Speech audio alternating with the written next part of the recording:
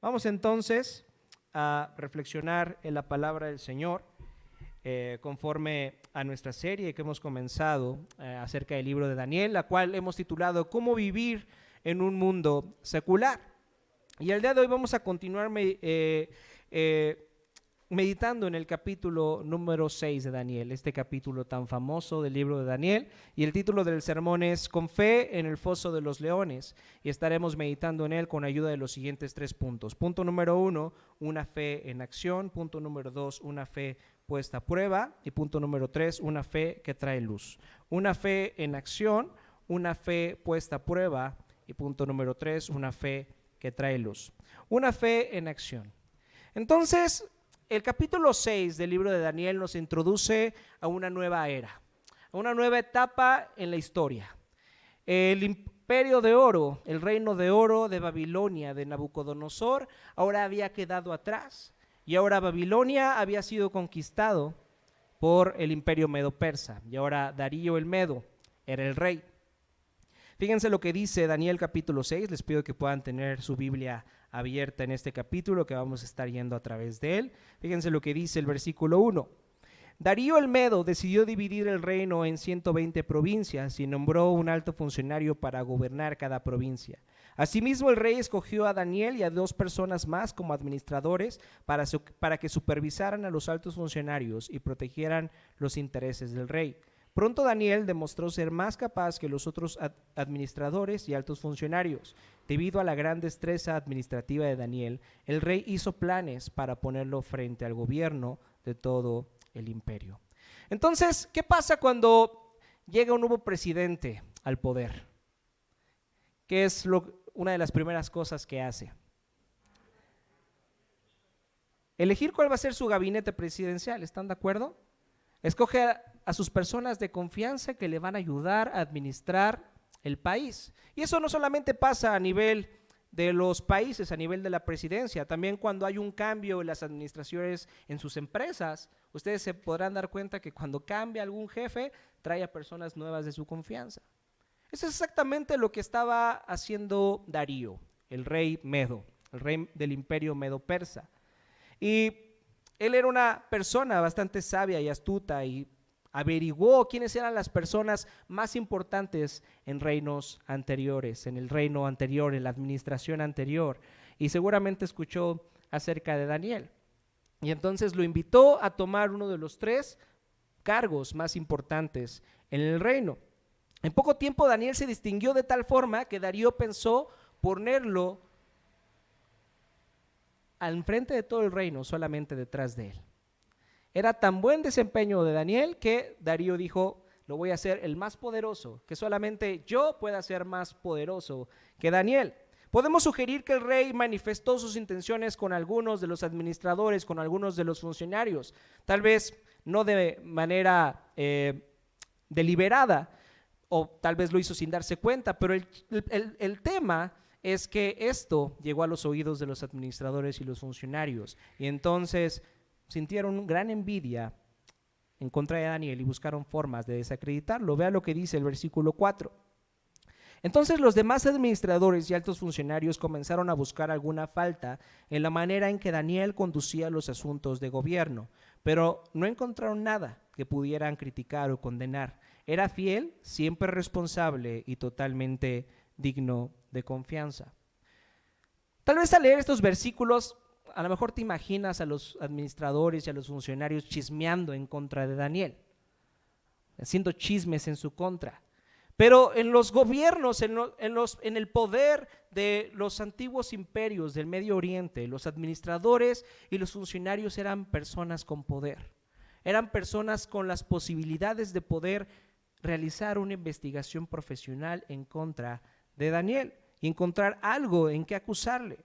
Ellos querían encontrar algún acto de corrupción, una verdad a medias, desviación de fondos, algo lo suficientemente grave para desacreditarlo y entonces terminar con su carrera en la administración pública de este imperio medo-persa. Era como si la Fiscalía General de la República o la UIF, estas unidades de inteligencia de nuestro país, le hicieran una investigación profunda a Daniel y no pudieran encontrar nada. Esto me hace pensar, ¿qué pasaría si lo intentaran con nosotros? ¿Qué pasaría si nos investigaran de la misma forma en la que investigaron a Daniel? ¿Saldríamos igual de limpios que él?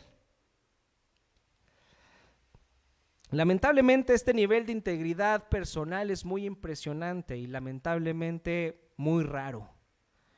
No solamente en el mundo, también incluso dentro de las iglesias. Este nivel de integridad, como lo era Daniel, es algo muy raro. Tal vez muchos de nosotros no saldríamos limpios como salió Daniel. Sin embargo, vemos a Daniel en su puesto dentro del gobierno de Babilonia pensando y siendo completamente diferente a la forma en la que piensa el mundo. No solamente en los tiempos de Daniel, sino también en nuestros tiempos. ¿Qué dice el mundo? ¿Cuál es este lema acerca de hacer las cosas que hay en el mundo? El que no tranza, no avanza. Si quieres tener éxito, si quieres tener poder, si quieres subir de cargo, entonces tienes que ¿qué? Tienes que ser corrupto. Tienes que pasar encima de los demás, tienes que usar a los demás.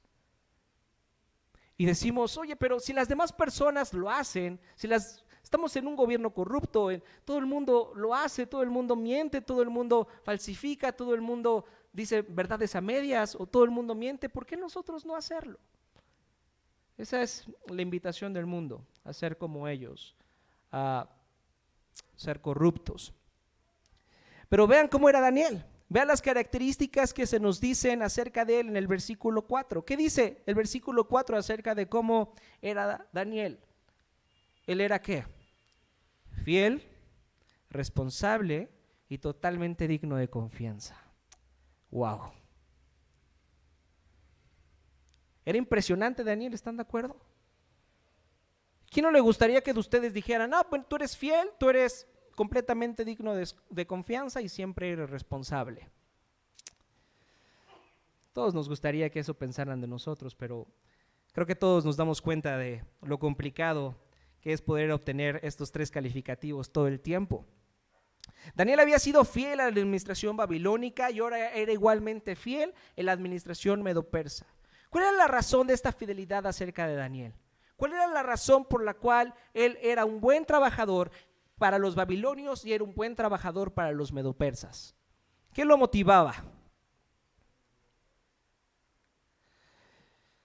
En que más allá del trabajo que realizaba para estos reinos a los cuales él pertenecía, Daniel servía a un rey mayor, a un rey de reyes, y tenía puesta su esperanza y su confianza en él. Daniel sabía que Dios quería que él se comprometiera para buscar la paz y la prosperidad de la ciudad, tal como lo dijo el profeta Jeremías, que los judíos debían comportarse en el exilio. Me gustaría que abrieran sus Biblias en Jeremías capítulo 29, versículo 4. Ya habíamos leído semanas atrás estos versículos, pero son de una relevancia tan importante para la vida de Daniel. Pero no solamente para la vida de Daniel en el exilio, también tiene una relevancia trascendental para ti y para mí aquí en la Ciudad de México en el siglo XXI. Estas palabras que el profeta Jeremías le dedicó a los exiliados siguen teniendo valor para ti y para mí aquí en la Ciudad de México. Fíjense lo que dice el versículo 4. Esto dice el Señor de los ejércitos celestiales, Dios de Israel, a los cautivos que Él desterró de Jerusalén a Babilonia. Edifiquen casas y hagan planes para quedarse. Planten huertos y coman del fruto que produzcan. Cásense y tengan hijos. Luego encuentren esposos y esposas para ellos para que tengan muchos nietos. Multiplíquense, no disminuyan y trabajen por la paz y prosperidad de la ciudad donde los envié al destierro. Pidan al Señor por la ciudad, porque del bienestar de la ciudad dependerá el bienestar de ustedes. Fíjense lo que nos está diciendo Jeremías. Jeremías nos está invitando a comprometernos económicamente y culturalmente en donde estamos, aquí en la Ciudad de México. Que puedas encontrar formas de bendecir y servir a tus vecinos, a las personas con y para los que trabajas, a tus compañeros en la escuela, a tus compañeros en el trabajo, y que puedas encontrar formas de bendecir a las personas olvidadas o más vulnerables. Esa es la invitación que está haciendo Jeremías. Sin embargo, hay muchos cristianos que quieren crear su propio mundo cristiano, quieren crear su propio partido político cristiano, quieren crear sus propias escuelas cristianas, sus propios centros de artes cristianos, como una forma de aislarse de todas las personas que no piensan como nosotros. Sin embargo, Jeremías nos recuerda que debemos comprometernos con la ciudad de una manera cultural y económica. Y vemos a Daniel profundamente comprometido en la administración pública de un gobierno pagano. ¿Se dan cuenta? Muchas personas el día de hoy criticarían a alguien como Daniel por estar haciendo un trabajo excelente dentro de un gobierno que no conoce a Dios, un gobierno pagano. Pero él realmente trabajaba para la paz y la prosperidad de la ciudad. El versículo 3 nos dice acerca de la gran destreza administrativa que tenía Daniel. Era imposible que Daniel tuviera esta gran destreza administrativa si no conocía, si no se involucraba con las personas a las cuales servía. ¿Cómo iba a conocer sus necesidades? ¿Cómo iba a conocer lo que les hacía falta? ¿Cómo iban a saber lo que tenía que hacer para que la ciudad fuera próspera, para que hubiera paz en la ciudad? Él tenía que comprometerse con la ciudad. Y es una invitación de Jeremías para nosotros, para hacerlo. Esto tiene una aplicación práctica en nuestras vidas. Nos recuerda que la iglesia no solamente se encuentra cuando nos reunimos los domingos. La iglesia no solamente es un edificio donde personas vienen y se reúnen los domingos. La iglesia también está presente durante la semana, de lunes a sábado. ¿En dónde? ¿En dónde está presente la iglesia de Dios? En los lugares donde ustedes estén, en los lugares donde ustedes trabajen, en los lugares donde ustedes realicen sus vocaciones. Puede ser desde una oficina hasta las labores del hogar. Con todo eso, ustedes son parte de la iglesia de Dios, buscando bendecir y servir a las demás personas de la ciudad. Muchos cristianos piensan que no pueden servir a Dios correctamente si no es dentro del ministerio, dentro de la iglesia. Piensan, no, si yo estoy en mi trabajo, yo no estoy sirviendo a Dios de manera correcta, y se sienten como cristianos de segunda categoría. Piensan que los cristianos de primera categoría solamente son los pastores, los líderes, los misioneros, y ellos sienten que no sirven a Dios desde las vocaciones, desde los trabajos que ustedes tienen. Fíjense, Daniel cumplía los requisitos para ser un profeta de tiempo completo, ¿están de acuerdo? ¿Qué era lo que se necesitaba para ser un profeta? ¿Qué era lo que requerían los profetas del Antiguo Testamento para ser un profeta? Obtener revelaciones de parte de Dios, que Dios les hablara a ellos para que ellos le hablaran al pueblo. Esa es la labor de un profeta, hablar de parte de Dios hacia el pueblo.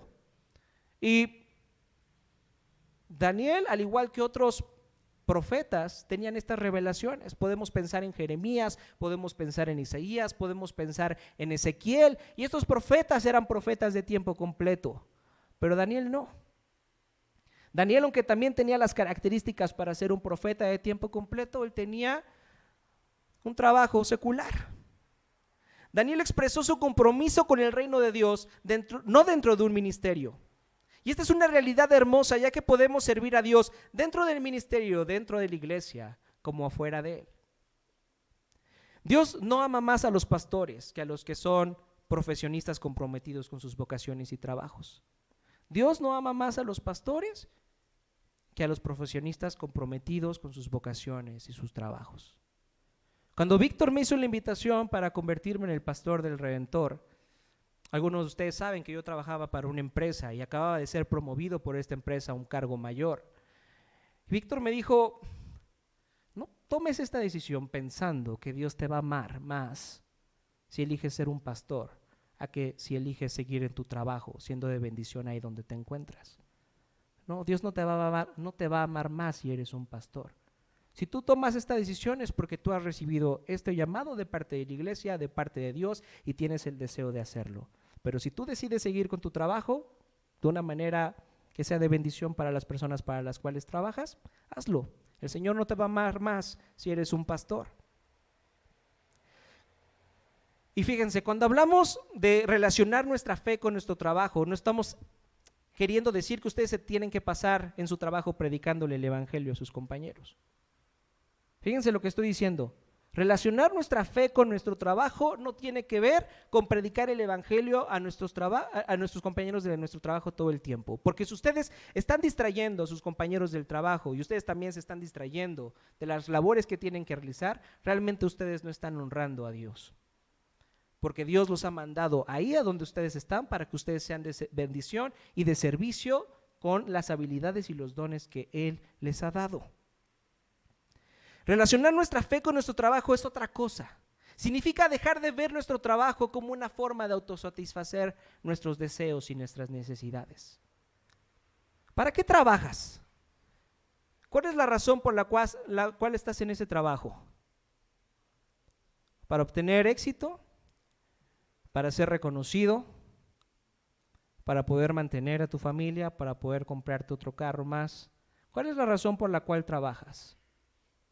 Esa es la razón por la cual trabajan también las personas que no conocen a Jesús, ¿están de acuerdo? Pero relacionar nuestra fe con nuestro trabajo significa dejar de ver nuestro trabajo para satisfacer a nosotros mismos y buscar cómo nuestro trabajo sirve y bendice a las demás personas. Como yo que esta tarde estoy empaquetando cajas de leche, cómo esto que estoy haciendo aquí es de bendición para otras personas que necesitan este producto. Esa es la visión integral de nuestra fe en nuestro trabajo. Cómo lo que yo estoy haciendo tiene un impacto verdadero en el reino de Dios aquí en la tierra. El reino de Dios no solamente vendrá cuando Cristo venga por segunda vez. El reino de Dios ha empezado aquí en la tierra y el Señor quiere que tú y yo seamos sal y luz aquí en esta tierra, bendiciendo a las personas a través de nuestras vocaciones, a través de nuestras habilidades y a través de nuestros dones. Tanto dentro de la iglesia como fuera de ella, debemos de preguntarnos la razón por la cual estamos trabajando. Fíjense lo que estoy diciendo. Tanto los pastores como los misioneros, como los ministros dentro de la iglesia, se tienen que preguntar de la misma manera que los que trabajan en sus vocaciones y sus profesiones, ¿por qué hacen lo que hacen? ¿Lo hacemos para satisfacer nuestro propio reino? ¿Lo hacemos para satisfacer nuestro egoísmo y cumplir nuestros deseos egoístas? ¿O lo hacemos al igual que Daniel, para servir y bendecir a las personas para las cuales trabajamos? Eso es algo que se tienen que preguntar tanto las personas dentro de la iglesia como las personas fuera de ellas. Fíjense, pero también Jeremías nos recuerda, a pesar de que debemos involucrarnos con la cultura en la que vivimos y buscar formas de bendecir y servir a las personas con las que vivimos, también nos recuerda que no tenemos que volvernos como ellos. Fíjense lo que estoy diciendo. Tenemos que comprometernos con la ciudad, saber lo que piensan, saber lo que implica la cultura para poder encontrar formas de servirlos, involucrarnos en trabajos seculares, en empresas, en edificios, pero debemos de cuidar, no volvernos como aquellos que no tienen su fe y su esperanza puesta en Cristo. Debemos de recordar ante todo dónde está nuestra verdadera identidad.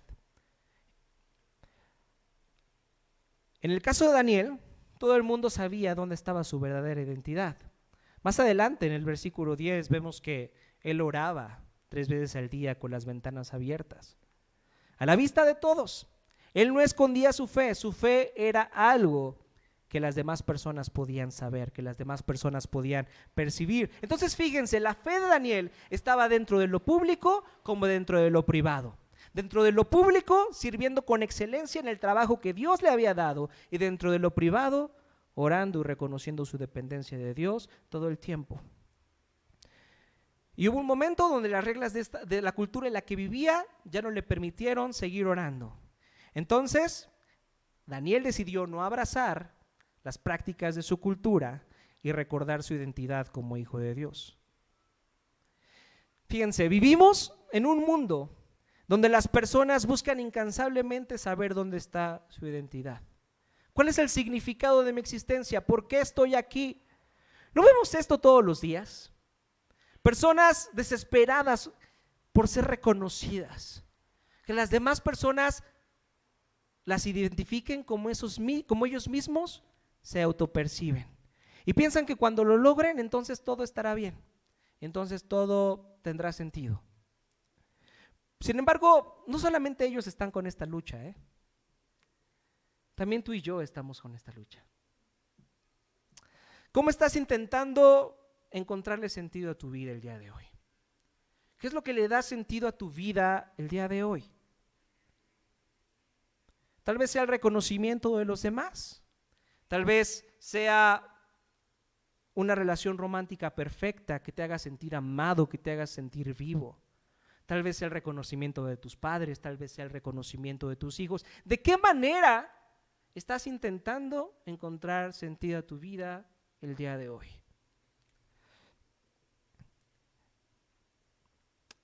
En otras palabras, todos estamos buscando hacernos de un nombre. Todos estamos buscando encontrarnos a nosotros mismos. Y si el día de hoy tú estás en este camino, podrás darte cuenta de que puede llegar a ser muy doloroso. Puede llegar a ser muy cansado. Puede llegar a ser un camino lleno de ansiedad, puede llegar a ser un camino lleno de incertidumbre, porque todo el tiempo tienes que mostrar tu valía. Todo el tiempo tienes que reconocer por qué tú mereces ese trabajo. Todo el tiempo tienes que mostrar por qué tú mereces tener a esa chica o ese chico. Todo el mundo necesitas mostrar por qué mereces ser amado. Y eso es un camino lleno de dolor. Eso es un camino lleno de incertidumbre y de ansiedad. Pero los cristianos debemos de recordar que ya tenemos un nombre, y ese es el de ser hijos de Dios. Su gracia y lo que ha hecho por nosotros es lo que debería definir nuestra identidad y la forma en la que nos autopercibimos. Lo que Cristo ha hecho por nosotros es lo único que tiene el poder de definir quiénes somos y la forma en la que nos autopercibimos. Pero ¿qué es lo que Dios ha hecho por nosotros? ¿Qué es lo que Dios ha hecho por nosotros? A pesar de que somos muy diferentes a Daniel, a pesar de que somos infieles, a pesar de que somos incrédulos, Dios decidió amarnos. No porque seamos buenos, no porque seamos bonitos, no porque seamos más inteligentes, no porque Dios sabía que íbamos a llegar a ser más crédulos que los que no le conocen. No. Él, viendo nuestra verdadera condición, sintió compasión por nosotros y decidió venir a este mundo, hacerse uno de nosotros, hacerse como un ser humano, como tú y como yo, en la persona de Jesús, y vivir una vida más perfecta que la de Daniel. Y aunque vivió una vida más perfecta que la de Daniel, Él decidió entregar su vida por ti y por mí. Y si tú el día de hoy confías en esta obra hecha en tu lugar, te arrepientes de tus deseos egoístas y pones tu esperanza y tu confianza en esa obra perfecta realizada por ti, entonces tú el día de hoy eres un hijo de Dios. Tú el día de hoy puedes cambiar tu forma de cómo te percibes y puedes cambiar tu identidad. Cuando vamos con esta mentalidad a nuestros trabajos y vocaciones y a las diferentes relaciones con las que tenemos, nos damos cuenta que no tenemos que traicionar a las demás personas. Nos damos cuenta que no tenemos que ser corruptos, que no tenemos que usar a las demás personas, porque ahora ya tenemos un nombre, porque ahora ya tenemos una identidad. No podemos estar ansiosos, no podemos estar preocupados por las circunstancias que experimentemos. En cambio de eso puedes vivir en paz y puedes ofrecer del amor y el perdón que se te ha sido ofrecido en la persona de Jesús. Esto es fácil. Eso es lo que están pensando y seguro dicen, ojalá fuera tan fácil como tú lo estás diciendo, Rodrigo. ¿Tú crees que no lo he intentado? ¿Tú crees que no he intentado ser como Daniel? Yo mismo he estado en esa carrera y me he defraudado al darme cuenta quién soy. Que no puedo ser fiel, que no puedo ser completamente digno de confianza y que no puedo ser tan responsable todo el tiempo como lo era Daniel. Al igual que seguramente tú te has sentido, al igual que como tú seguramente te sientes. No podemos ser Daniel por nuestros propios medios. Si lo intentas, entonces te darás cuenta de tu incapacidad y te sentirás abrumado. Pero fíjense, aunque no podemos ser como Daniel, podemos poner nuestra esperanza en Cristo, al igual que lo hacía Daniel. Aunque no podemos ser como Daniel, tú también hoy tienes la posibilidad de poner tu confianza en el mismo lugar donde Daniel tenía puesta su confianza, que le permitió tener una vida de bendición y servicio para las personas alrededor de él. Las historias de nuestro fracaso solo pueden encontrar consuelo al recordar que ya somos hijos de Dios y que ya somos aceptados. Solo en confiar en esa verdad nos ayudará a parecernos más no solo a Daniel, sino a alguien más grande que él, a Cristo. Nuestra fe en Cristo es una fe en acción para el presente. El Evangelio son buenas noticias para el futuro, sí. Cristo vendrá por segunda vez para salvarnos, pero también son buenas noticias para el presente.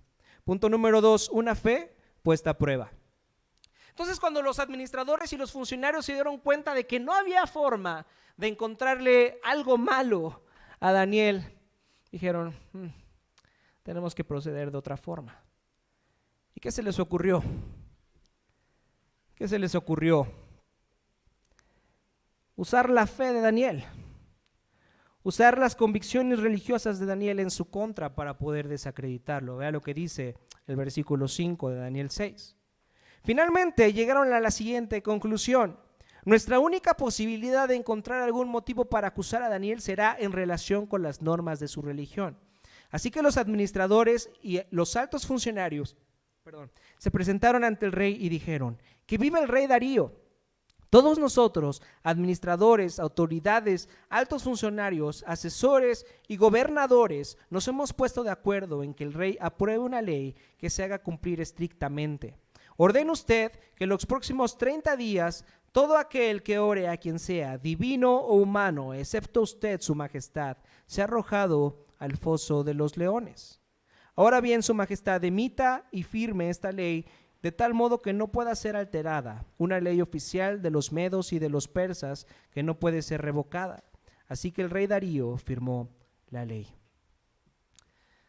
Daniel no era como ellos, pero seguramente no era perfecto. Sabemos que él, al igual que tú y yo, estaba enfermo de pecado. Sin embargo, ellos se dieron cuenta que Daniel, aunque no era perfecto, era muy diferente a ellos. Y los versículos que acabamos de leer muestran lo que el egoísmo y la envidia llevó a hacer a estas personas. A diferencia de Daniel, que trabajaba para el beneficio de la ciudad, los administradores y los funcionarios, estas personas que buscaban cómo acusarle, trabajaban para su propio beneficio. ¿Cómo podemos darnos cuenta de esto? ¿Cómo podemos darnos cuenta que estas personas solamente buscaban su propio beneficio? ¿No creen que al investigar a Daniel y darse cuenta que era incorruptible, debieron haberse alegrado junto con el rey de promover a Daniel como una persona poderosa, que iba a ser de bendición y servicio para las demás personas? Pero no se alegraron, sintieron envidia, porque el reino era lo que menos les importaba. Ellos querían el puesto de Daniel, ellos querían ser como Daniel, ellos querían el reconocimiento y querían el poder. Y se ve que tomaron su tiempo para maquinar este plan, porque la idea fue brillante. Ellos ocultaron su ataque en contra de Daniel en adulación para el rey. La ley que promulgaron para poder enviar a Daniel al foso de los leones ordenaba que cualquiera que orara, es decir, que pidiera cualquier cosa a algún dios o otro ser humano que no fuera el rey, tendría que ser condenado a la muerte. Y al escuchar esto tal vez te estás preguntando, ¿por qué Darío quería esto? ¿Qué necesidad tenía de que las demás personas oraran a él, le pidieran a él? ¿No les parece algo absurdo? ¿Para qué quisiera alguien algo así? Para el rey Darío esto significaba ser el centro del mundo. Significaba que las demás personas dependieran de él, de su poder, de su cuidado, de su bondad, de su gracia. Significaba poder cumplir con todas las necesidades de las personas. En otras palabras, significaba ser el salvador de las personas. Y eso es algo que tú y yo también queremos. Eso es algo que todas las personas quieren. Este es el sueño de todos los seres humanos. A todos nos gusta sentir que las personas nos necesitan. A todos nos gusta sentir que somos útiles para las personas y que podemos salvarlas. ¿Acaso no les encanta cuando la gente les cuenta sus problemas y está buscando que ustedes les den un consejo? O a veces a lo mejor no les piden un consejo, pero ustedes se los dan porque lo que ustedes tienen que decir es muy importante para esas personas y deben escucharlo. ¿Sí o no? ¿Sí les pasa eso o no? ¿O es algo que solamente me pasa a mí? Debo reconocer que me gusta sentirme necesario para las personas. Que cuando les dé un consejo a las personas, este consejo sea de utilidad para ustedes y que ustedes puedan escuchar sermones que sean relevantes y de utilidad para su vida. Eso es lo que yo quiero. En otras palabras, quiero ser Dios. En otras palabras, también ustedes quieren ser Dios, al igual que Darío. Queremos tener el control de nuestras vidas, queremos tener el control de nuestros propios reinos, que las demás personas hagan lo que nosotros queremos, que piensen como nosotros, y cuando no lo hacen, entonces nos enfurecemos, entonces nos enojamos. Queremos que nos acepten, queremos que nos amen. Todos queremos eso. ¿Hay alguien que no quiera eso? Me gustaría conversar con esa persona saliendo. ¿Hay alguien que no quiera eso? Este deseo es el origen del pecado. ¿Se acuerdan lo que le prometió la serpiente a Adán y Eva si comían del fruto? ¿Qué le prometió? ¿Por qué no vamos a nuestras Biblias y leemos acerca de esto en Génesis capítulo 3, versículo 5? Vean lo que le prometió la serpiente a Adán y Eva si comían del fruto, si desobedecían a Dios. Dice Génesis 3, versículo 5. La serpiente le dijo a Eva: Dios sabe que en cuanto coman del fruto, se les abrirán los ojos y serán como Dios, con el conocimiento del bien y del mal. La mujer quedó convencida, vio que el árbol era hermoso y su fruto parecía delicioso, y quiso la sabiduría que le daría. Así que tomó del fruto y lo comió. ¿Qué fue lo que hizo que Eva viera el fruto delicioso? Que se le antojara comer de ese fruto. ¿Qué fue lo que hizo esto? La posibilidad de ser como Dios. Esto desde luego fue una mentira de parte de la serpiente, y cuando ellos desobedecieron a Dios, en lugar de volverse como Dios, se alejaron de Él.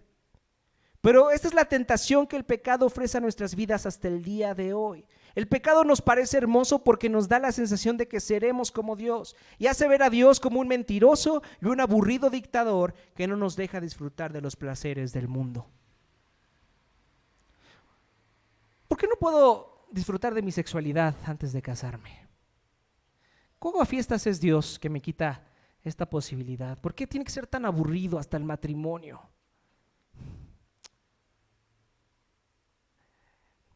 En el sexo, cuando ven pornografía, sentimos que tenemos el poder, que podemos tener el control encima de la vida de otra persona, que está bajo nuestra mano. Y entonces preferimos no confiar en el Señor. Él es aburrido, Él no sabe, yo sí sé, entonces voy a tomar este camino. ¿Por qué no voy a ser corrupto, Señor?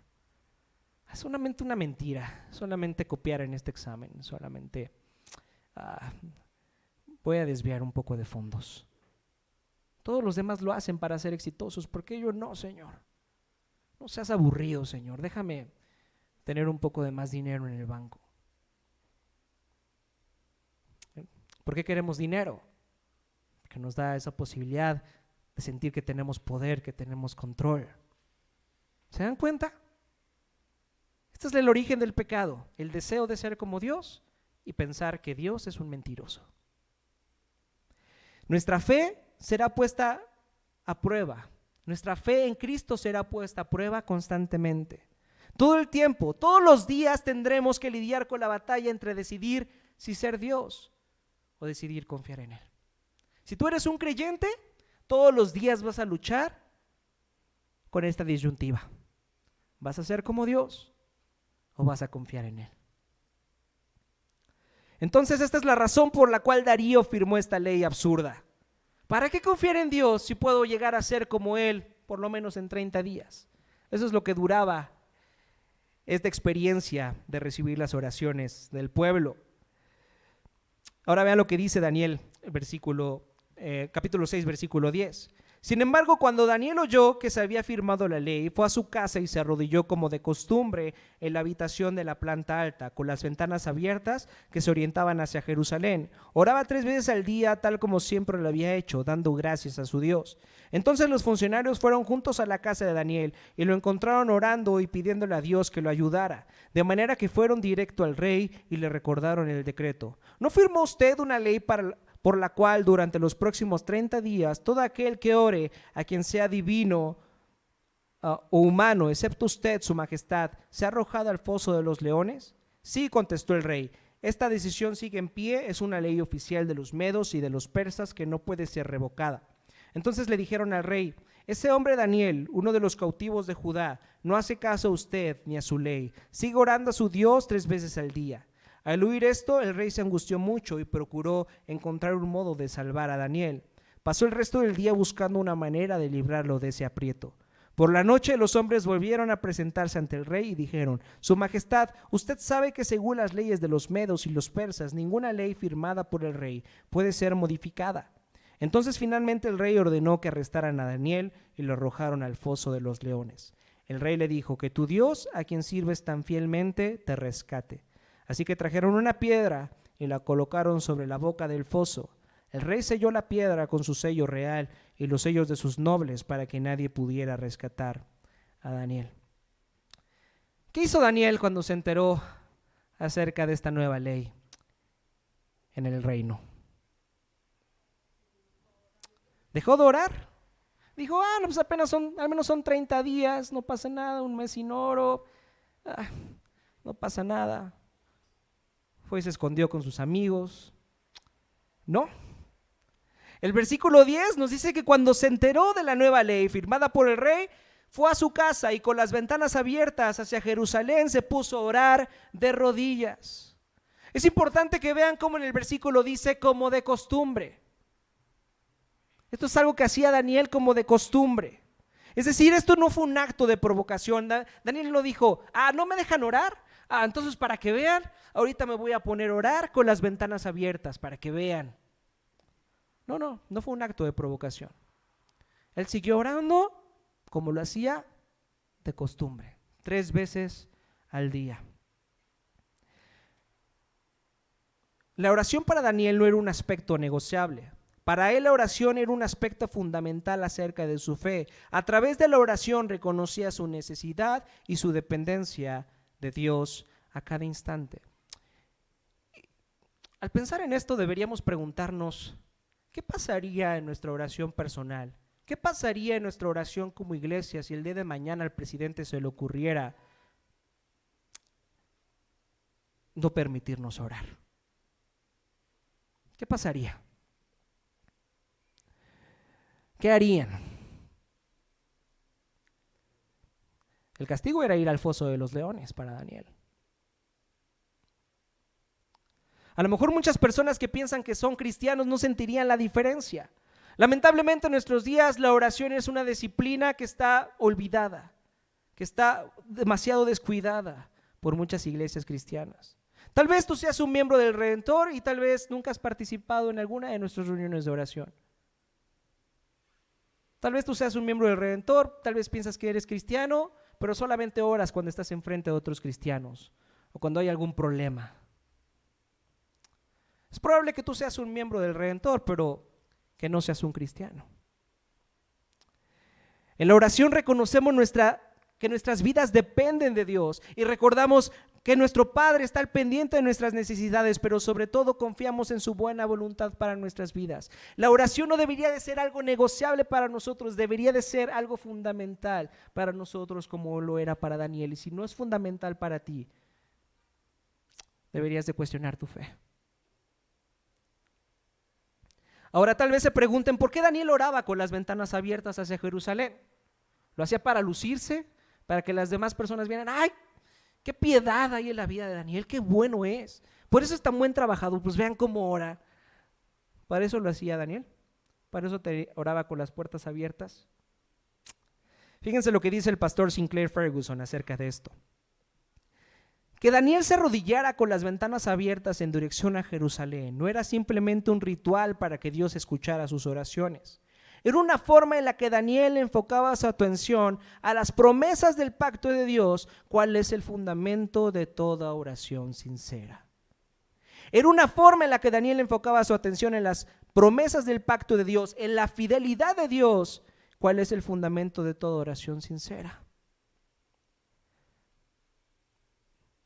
Daniel, al voltear a ver a Jerusalén, recordaba la fidelidad de Dios. Recordaba que él ahora estaba en el exilio por su infidelidad, pero que a pesar de eso, el Señor había hecho una promesa, que lo salvaría a pesar de ellos, que cambiaría sus corazones. Y Daniel, con su corazón, con las ventanas abiertas hacia Jerusalén, recordaba quién era el objeto de su oración, a quién iban dirigidas sus oraciones. Y eso también lo tenemos que hacer tú y yo.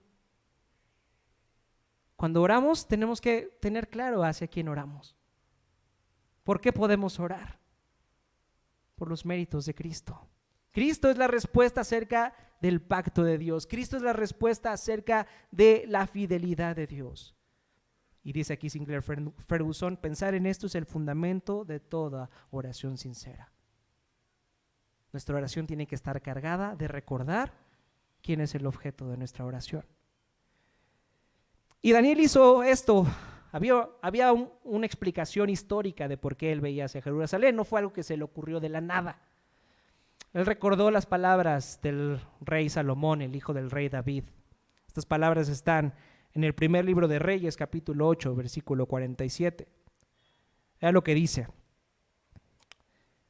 Sin embargo, tal vez en esa tierra donde estén desterrados, se vuelvan a ti arrepentidos y oren así. Hemos pecado, hemos hecho lo malo y hemos actuado de manera perversa. Si ellos se vuelven a ti con todo el corazón y con toda el alma en tierra de sus enemigos y oran en dirección a la tierra que diste a sus antepasados, hacia esta ciudad que escogiste y hacia este templo que he construido para honrar tu nombre, oye entonces sus oraciones y su petición desde el cielo donde vives y defiende su causa. Perdona a tu pueblo que ha pecado contra ti.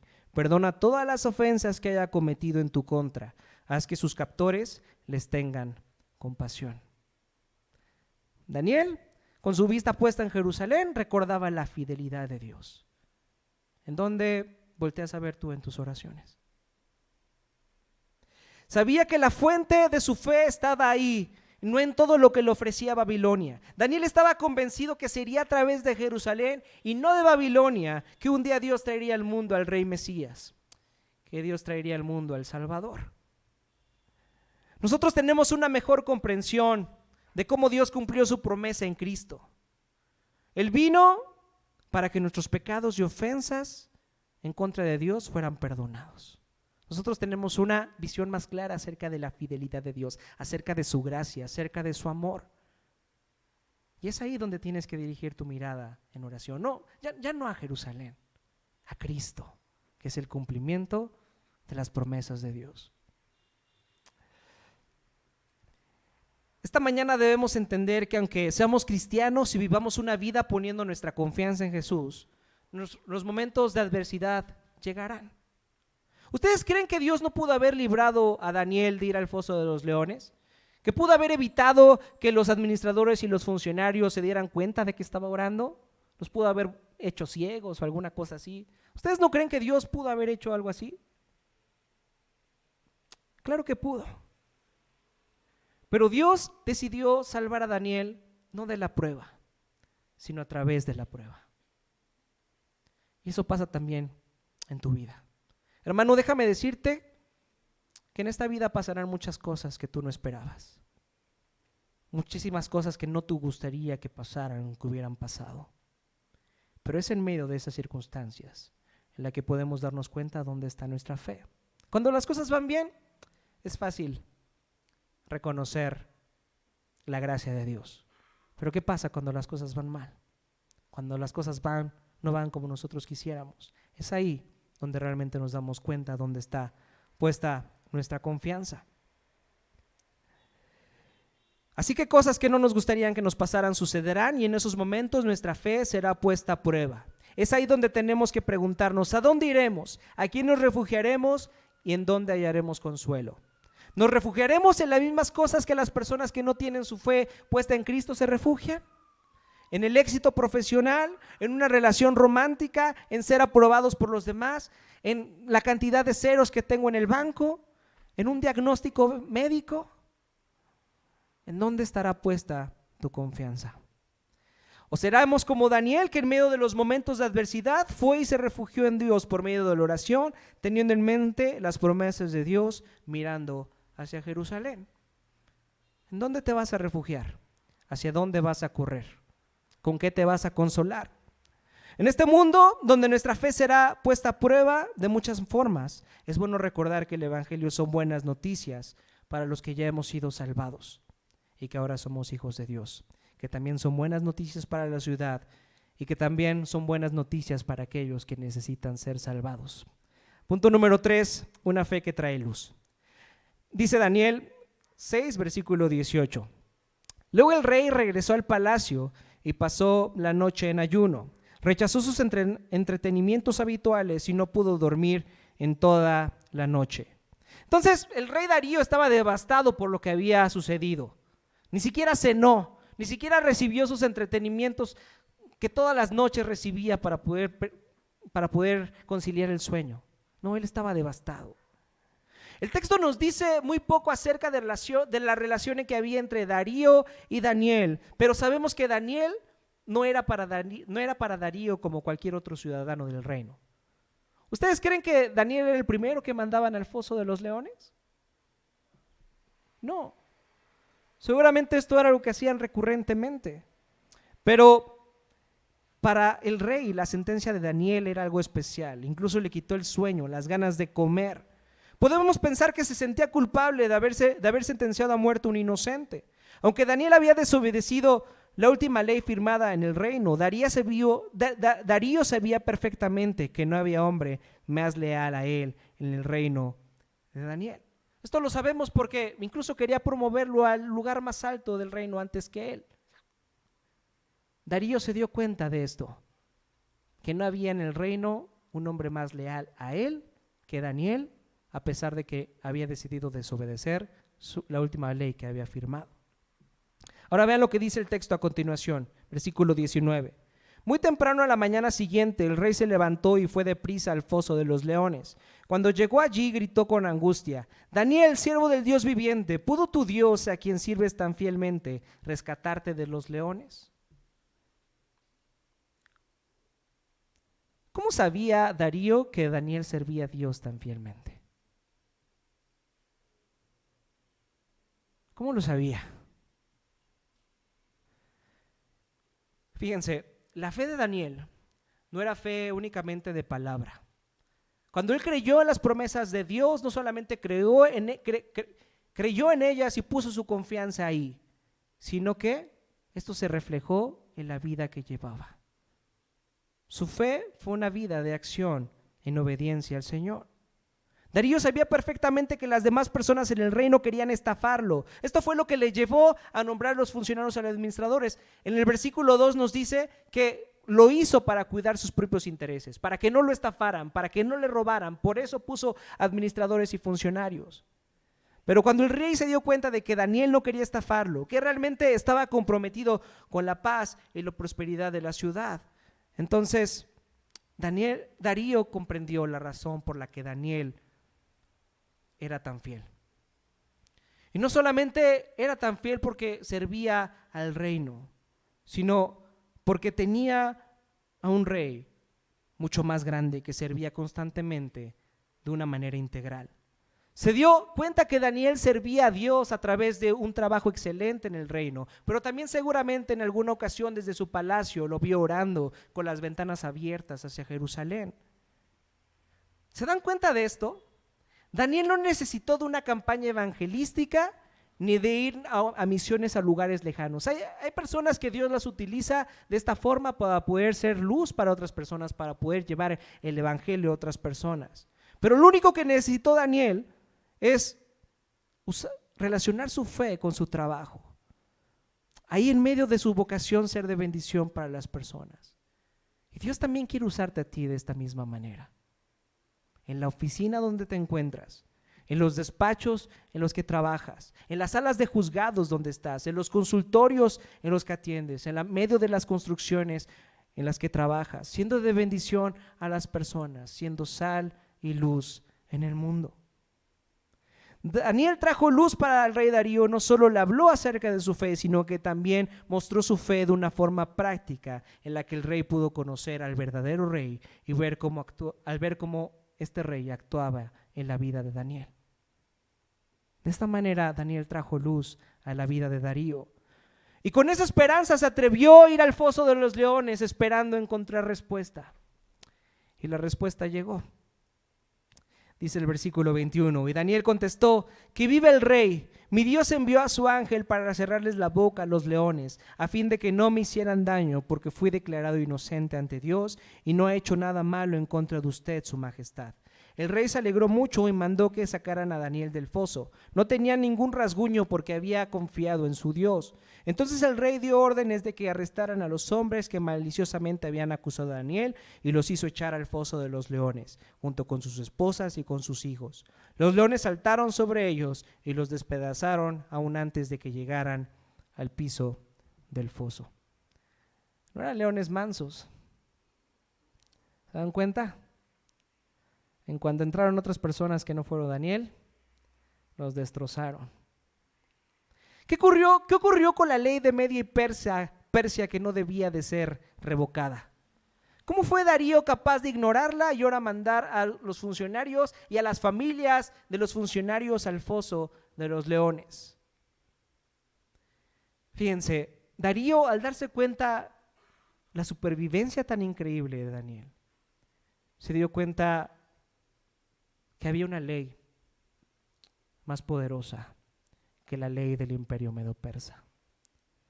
Y cuando esta ley, que es la ley de Dios, se opone a la ley del imperio medo-persa, entonces la ley de Dios es la que prevalece. Y esto tiene una aplicación práctica para nosotros, porque nos recuerda que cuando la ley del hombre se opone a la ley de Dios, nuestra obediencia a Dios debe prevalecer. Pero es posible que esto no nos libre de las consecuencias humanas. Cuando la ley del hombre se opone a la ley de Dios tiene que prevalecer en nosotros. Pero es posible que esto no nos libre de las consecuencias humanas. Daniel fue enviado al foso de los leones. Milagrosamente, Dios rescató a Daniel del foso de los leones, pero sabemos que no siempre pasa así. Eso lo podemos ver en la vida de los apóstoles de Jesús, las personas más cercanas a Él. Por medio de su fe en Cristo, sabemos que Pedro fue crucificado. Sabemos que Juan fue desterrado a la isla de Patmos.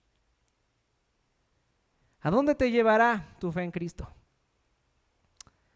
¿A dónde te llevará tu fe en Cristo? ¿Estás dispuesto a permanecer en fe en Él a pesar de lo que venga? Después de esto, Darío emitió un decreto, dice el versículo 25. Después el rey Darío envió el siguiente mensaje a la gente de toda raza, nación y lengua en el mundo entero. Paz y prosperidad a todos ustedes. Ordeno que en mi reino toda persona tiemble con temor delante del Dios de Daniel, pues Él es el Dios viviente y permanecerá para siempre. Su reino jamás será destruido y su dominio nunca tendrá fin. Él rescata y salva a su pueblo, realiza señales milagrosas y maravillas en los cielos y en la tierra. Él ha rescatado a Daniel del poder de los leones. Entonces, gracias a la fe de Daniel, gracias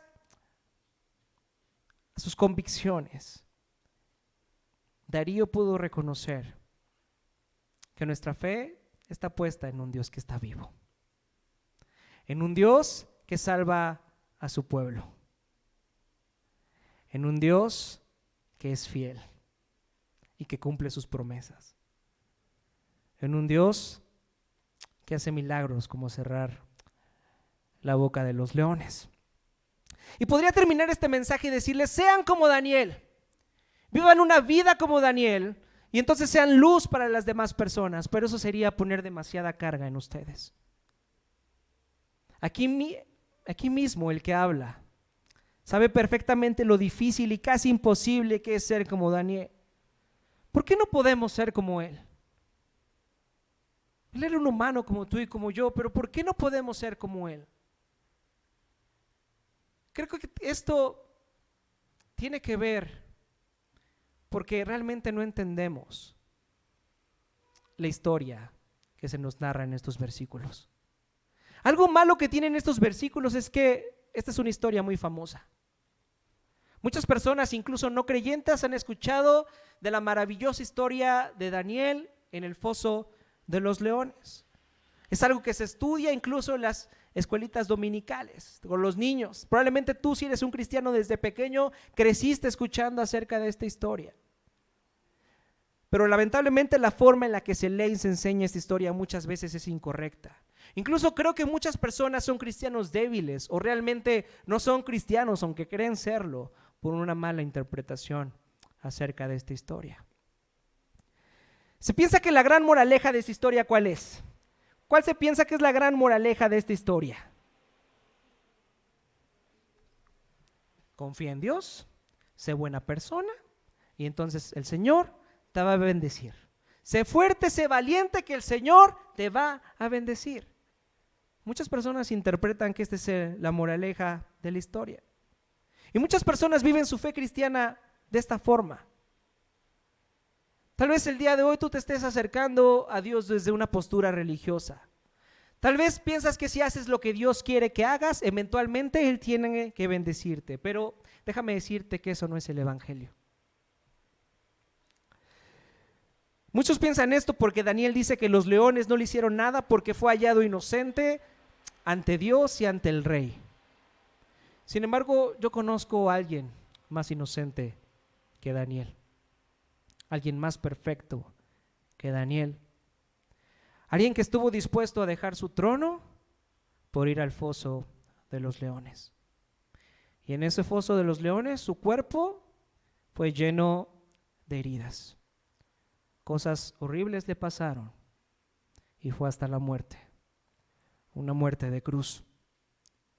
El Evangelio significa confiar completamente en lo que Cristo hizo por nosotros, en su vida, en su muerte y su resurrección, y que confiar en que gracias a lo que Él hizo por nosotros es que somos perdonados y aceptados. Cosas que no deseamos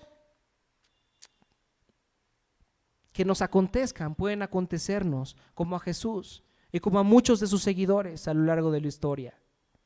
Pero en medio de esas circunstancias debemos de preguntarnos: ¿por qué seguimos a Dios? ¿Seguimos a Dios para que nos bendiga? ¿Para que nos dé lo que nosotros queremos? ¿O lo seguimos por quién es Él y lo que ha hecho por nosotros?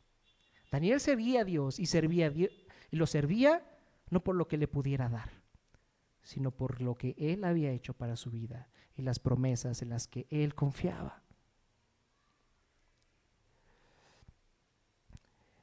El mensaje de la cruz, el mensaje de Jesús, no es para personas que creen que puedan ser buenas por sus propias cuentas.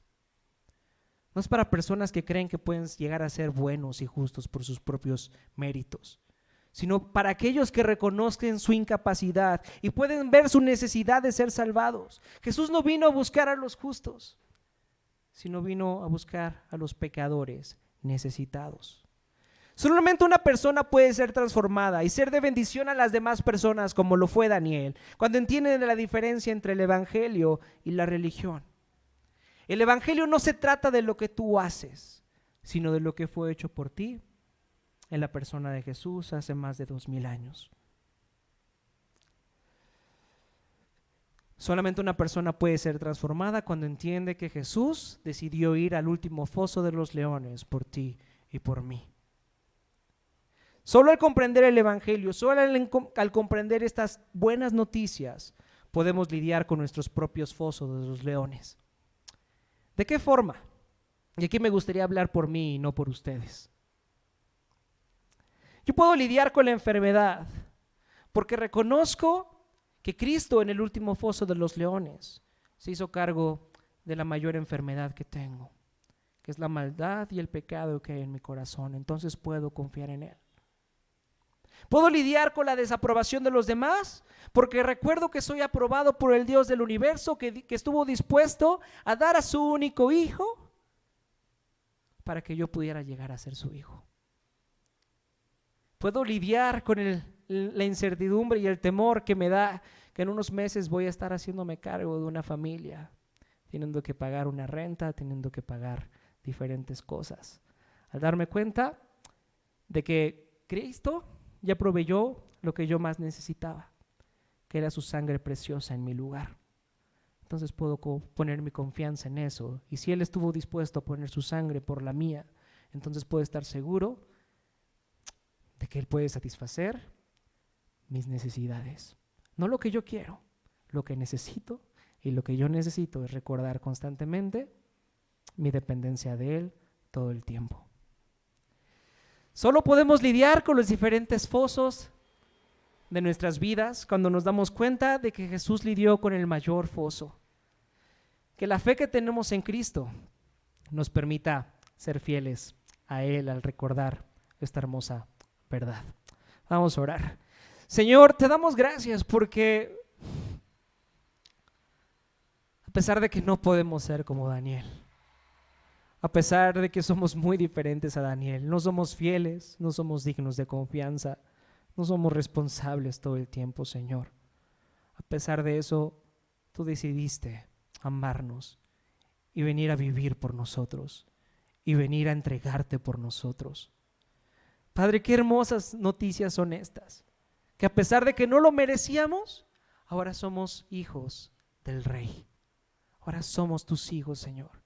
Permite que estas verdades permeen la forma en la que vemos nuestra vida y la forma en la que tratamos a las demás personas. Ayúdanos, Padre, que a través de nuestra confianza en ti podamos ser de bendición para las personas que no te conocen y que esperemos con paciencia el día que tú vuelvas y nos restaures por completo.